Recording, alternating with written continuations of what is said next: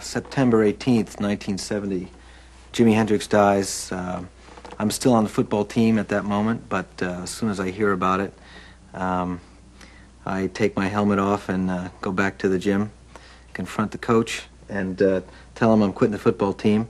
And in a moment of brilliance, he just gives me one look and says, "Okay."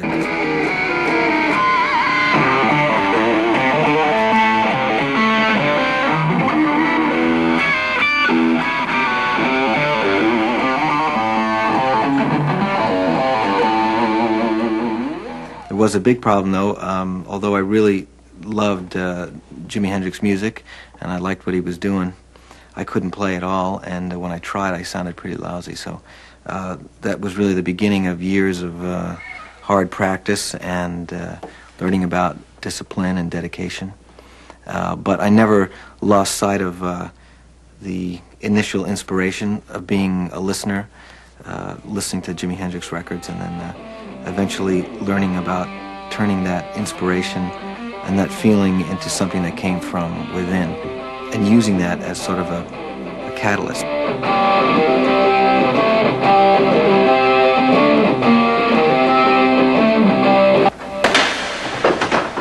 When Joe first played with us, I think it was about a year ago, a gig in Los Angeles, he was very frightened, you know, mostly from the volume, because he plays it a bit lower than we do. My new amplifiers now go to infinity, and I think that idea was very scary to him, because most amplifiers go to 10, but I made the jump to infinity.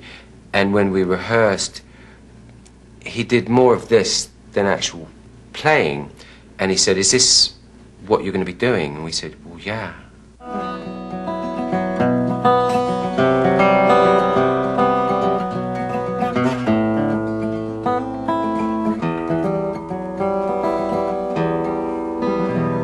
I started teaching at a real early age.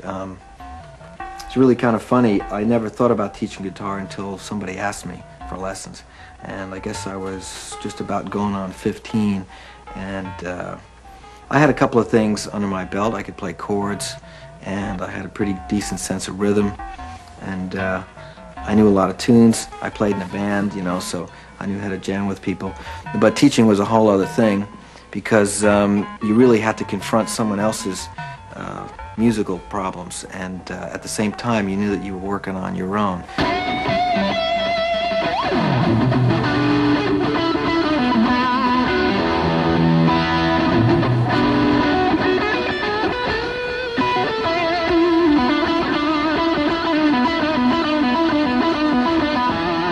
Teaching guitar while you're learning how to play guitar, that's an interesting thing. Sometimes with students like Steve Vai or Jeff Tyson, these guys were so good and so quick that sometimes I found myself learning something and about 3 weeks later turning it over to the student. And especially, you know, when you're dealing with students who are really, really gifted, you got to do the stuff right, you know, because you don't want to mislead them. And you don't want to discourage them, because if you got a good piece of information and you don't deliver it the right way, you might turn them off to it, you know. I remember one time he said, all right, you're in a recording studio, they're paying you a lot of money, and it's the mafia, and they've got your sister, and they're going to kill her unless you play something really, really good. And you have to do it in one take. Ready, here you go, and you have to play over this. And he'd start playing a progression. If you didn't do something perfectly, you know, your sister would lose an ear, or she would... you know, she'd get flushed down the toilet or something like that.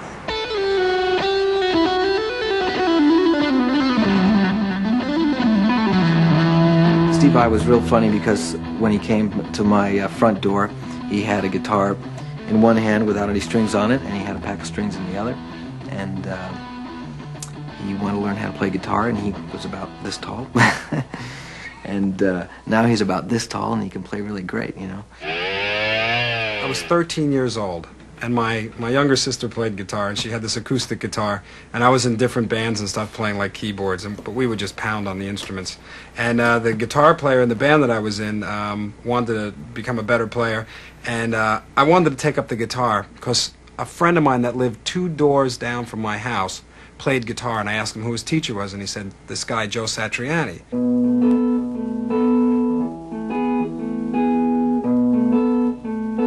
me and my friend that I was in the band with, we couldn't really afford to take lessons, so we went together and chipped in $2.50 each for the $5 that Joe was charging for his lesson. And I remember the first time I went, I had this guitar that I bought from a friend of mine for $5, and all I had was the guitar without any strings and a pack of strings. I didn't even know how to put the strings on the guitar.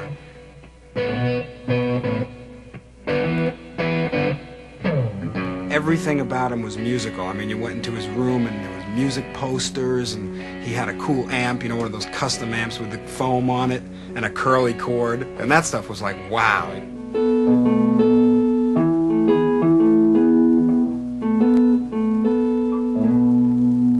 He was very strict with his lessons and stuff. You know, if I didn't learn something, I had to learn it again. You know, and so I learned theory, and I learned a lot of good techniques, and it's not so surprising that a lot of the stuff that I play, or we sound similar in a sense, because I mean he essentially, I cut my teeth with him.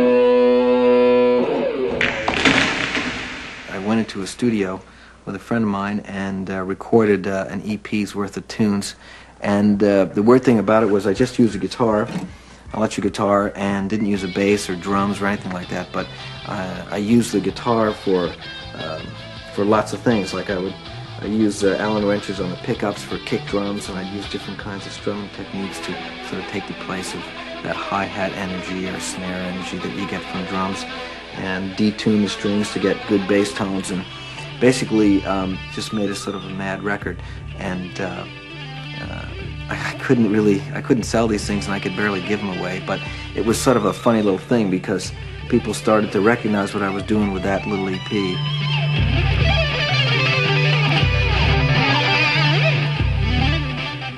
Well, sound and technique obviously are two different things. He has got both. I have volume. This is MTV Unplugged. We're back. And this is Joe Satriani and his friend Jonathan Mover. They're going to do an instrumental called The Feeling.